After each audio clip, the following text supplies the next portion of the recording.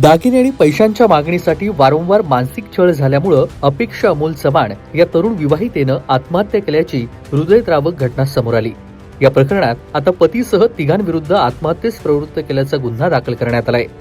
या घटनेमुळे समाजात पुन्हा एकदा हुंडा, दागिने आणि पैशांच्या लालसेमुळे बळी जाणाऱ्या स्त्री जीवनाचं विदारक वास्तव समोर आलंय। आजही अनेक ठिकाणी स्त्रियांना मानसिक छळ, शारीरिक अत्याचार आणि कौटुंबिक दडपणाचा सामना करावा लागतोय। अपेक्षा हिला लग्नानंतर सासरच्या मंडळींकडून सातत्यानं दागिने आणि बाहेरून पैसे आणण्याची मागणी केली जात होती।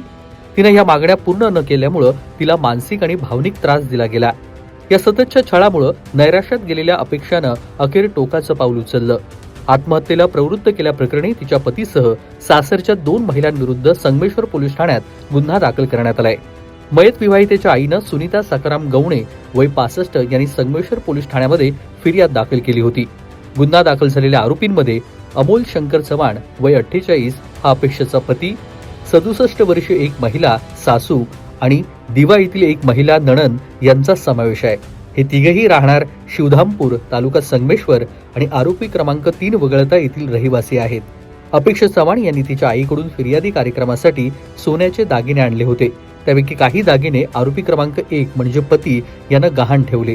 ते दागिने सोडवण्यासाठी फिर्यादी यांनी पैसेही दिलेले होते।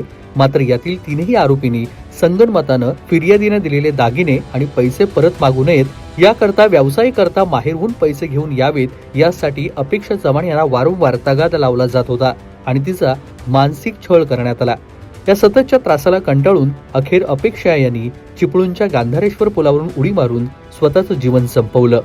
जर तुमच्या आसपास कोणी अत्याचार सहन करत असेल तर फक्त पाहू नका, ऐका, समजून घ्या आणि योग्य ती मदत करा।